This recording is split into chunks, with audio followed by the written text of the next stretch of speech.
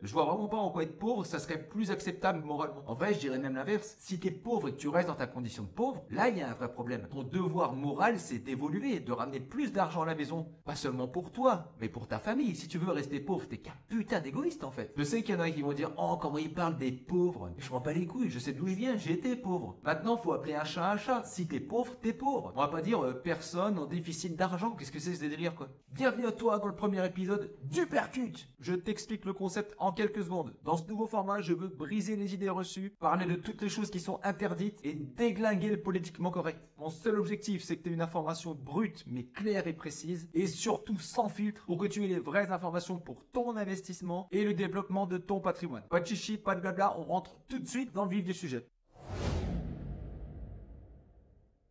Le contexte, je sortais d'un match de tennis et je passe devant une cité et je vois ça. Une belle affiche pour les élections européennes qui arrivent. Ici, on va pas parler de politique politicienne. Je m'en balèque de la politique. Et j'attends surtout pas après eux pour avancer. Mais là, je pouvais pas passer à côté. On va lire ensemble le contenu qui est extrêmement poussé. Là, tu sens que c'est certainement un mec qui sort de l'ENA qui a pendu cette bouse. Bref, les riches et les racistes votent et vous.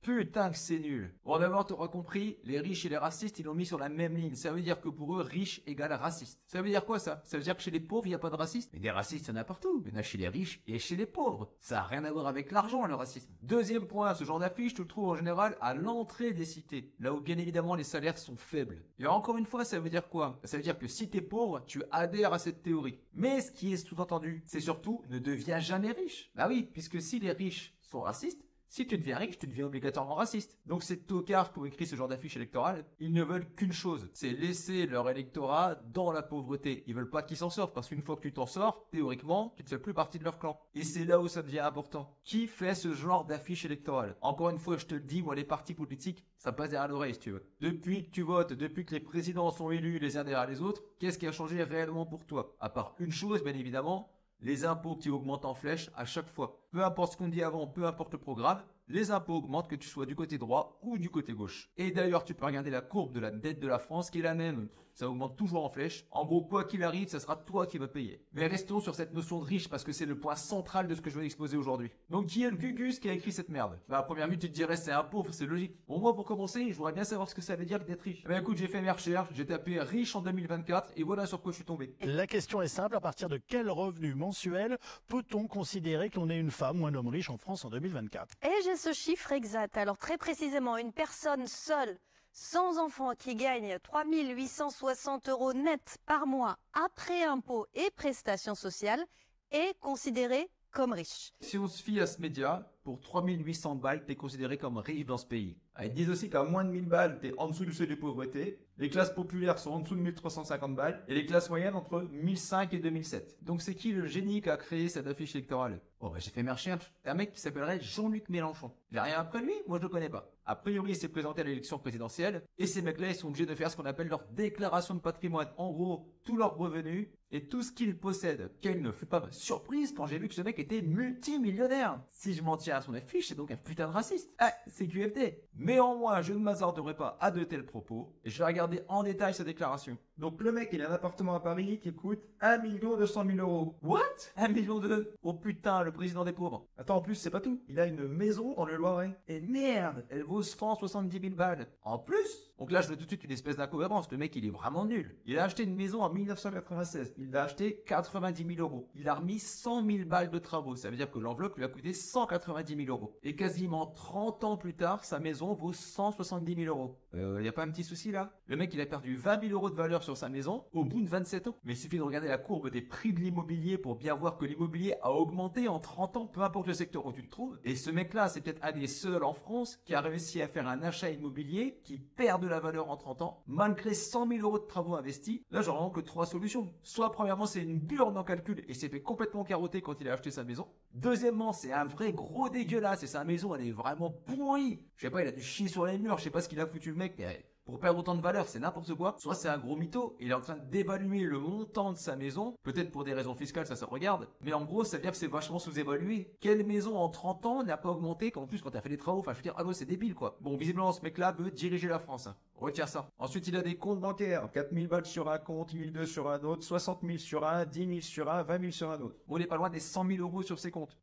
Il a donc 6 ans de SMIC sur son compte bancaire.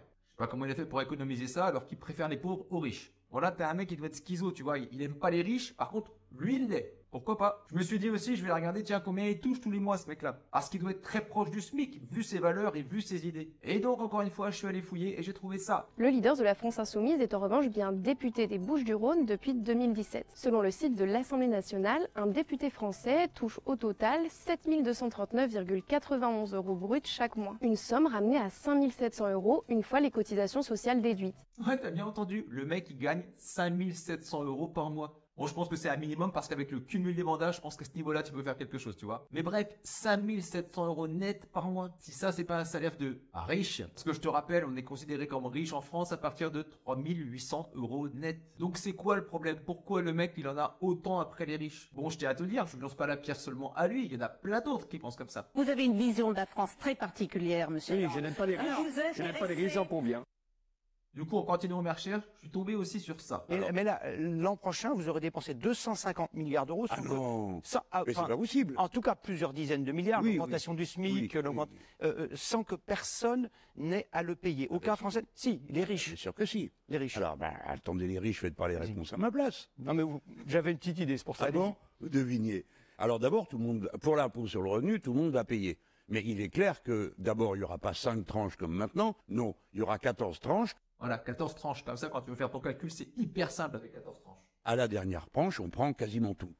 Bienvenue en Corée du Nord. Allô, quoi. On prend tout. Bah, c'est bien. On prend tout. Alors, je conçois qu'il y a des ultra riches sur Terre, mais en fait, chacun fait ce qu'il veut. S'il y a un mec qui veut gagner énormément d'argent et qui met tout en place pour que ça fonctionne, je vois pas où est le problème. Tant qu'il respecte la loi et les normes du pays, où est le problème? Il y a d'autres aspects, comme par exemple, j'ai dit, chaque jeune aura 1000 € par mois pour aller étudier à la fac. Ah bah ça aussi, c'est cool.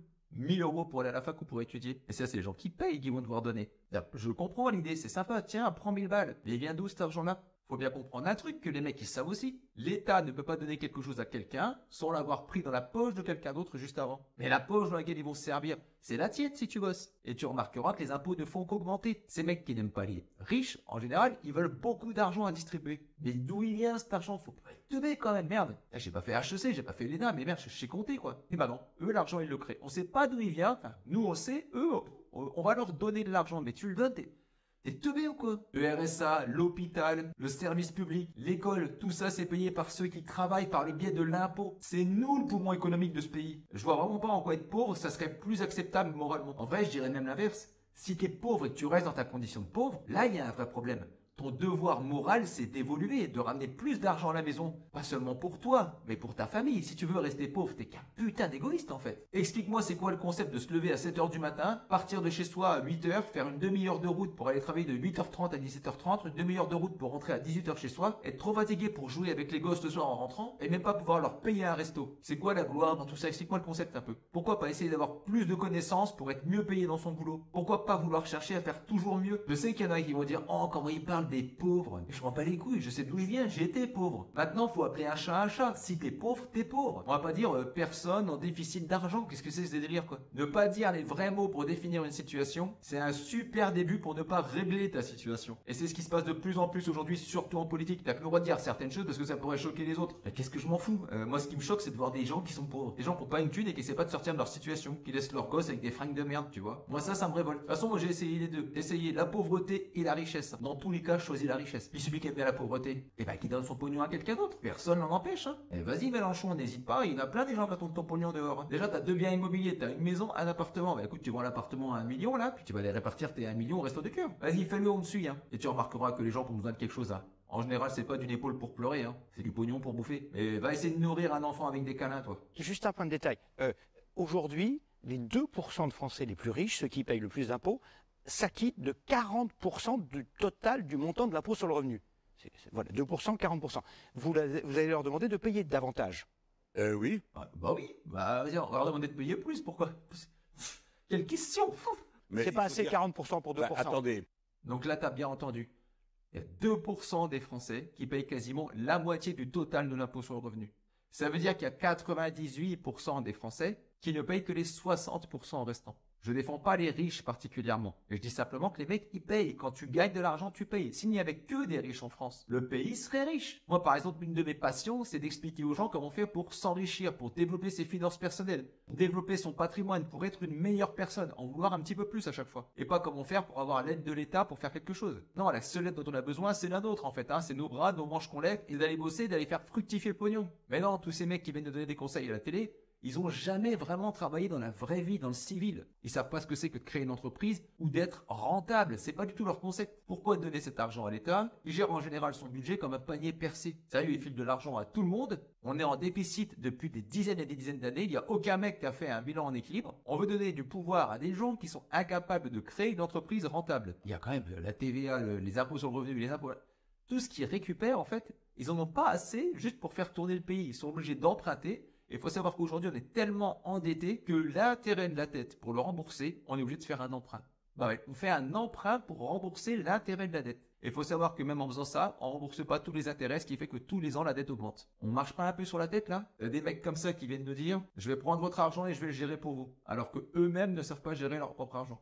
Si vous voulez, on a un problème en France, les riches nous coûtent trop cher. Quelle personne normalement constituée peut sortir ce genre de phrase? Les riches nous coûtent trop cher. Un riche crée de la valeur par le biais d'entreprises qui créent de l'emploi. S'il n'y a pas de riches, il n'y a pas de création par exemple d'usines. Il faut énormément de fonds pour créer une usine. Et du coup, il n'y a pas l'emploi qui est associé. Encore une fois, c'est une mécanique logique. Et sous principe d'égalité, on veut que tout le monde ait exactement le même salaire. Ça s'appelle le communisme. Et si on regarde historiquement comment a fonctionné le communisme, qui veut être communiste aujourd'hui? Parce qu'être communiste, c'est ce qui s'est passé avant. Tout le monde au même niveau, que tu sois chirurgien, informaticien ou chômeur, t'habites dans le même bâtiment et t'as le même salaire. Super, ça va être génial ça. Comment tu vas donner aux gens l'envie d'en vouloir plus, de travailler mieux, ou juste d'être épanoui au quotidien, à se faire plaisir à s'acheter sa bagnole s'il a bien bossé? Il est où le problème? En tout cas, moi je serais d'accord avec ces gens-là quand eux-mêmes se l'appliqueront pour eux. Parce que le mec se paye 4 SMIC sans rien produire, c'est pas improductif aux yeux de l'État. C'est un mec qu'on paye, il ne produit absolument rien ce mec. Sans moi une seule chose qu'il a fait pour toi. Depuis, il a peut-être 30 ans qu'il est dans la vie politique. Et donc ces mecs, ils veulent tous qu'on soit à égalité, mais eux, ils sont au-dessus. Je suis un parlementaire. Ma vie est ensemble. Vous ne me touchez pas. La République, c'est moi. C'est moi qui suis parlementaire. Touchez-vous de la... Oh, oh, alerte au Google. Alerte au Google, les enfants. Ça leur arrive de créer des emplois aussi, les riches. Non. What? Donc c'est un menteur fini le mec qui vient à la télé pour dire bah non, les riches ne créent pas d'emploi. Je veux dire, ça c'est physique, on peut le voir quoi. Je ne comprends même pas comment les gens qui regardent ce mec peuvent se dire ah il est intéressant dans ce qu'il dit. Là il y a le circuit imprimé qui commence à fondre. Voilà, c'est le moment où je me dis mais c'est qui ce genre de gens qui votent pour ce genre de mec? C'est incohérent, c'est sans logique, c'est du mensonge ouvertement dit. C'est la folie sérieux. Bernard Arnault ne crée pas d'emploi avec LVMH. Mais il y a... Bah oui. Ouais. Voilà. Là, il bégaye le mec. Il y a des emplois à LVMH, mais ne dites pas que c'est Bernard Arnault qui les crée. LVMH, est-ce qu'il crée des emplois? Non, il crée pas d'emplois. Mais t'es vraiment nul ou quoi? Bien sûr qu'il crée des emplois. Tous ces gens qui sont dedans, c'est pas des robots. Mais crée une entreprise, fais du pognon, vas-y, crée une multinationale, paye les gens 10 000 € par mois, et t'auras créé la meilleure entreprise du monde. Mais pourquoi elle n'existe pas, cette entreprise? Parce que ça fonctionne pas comme ça. L'entrepreneuriat, c'est pas des coups de baguette magique. C'est des calculs, c'est du gain, c'est de la productivité, c'est des marges, c'est des bénéfices et c'est du plaisir. Je ne suis pas en train de vous dire que je vais faire autre chose que de lui prendre un peu de son immense fortune. Voilà,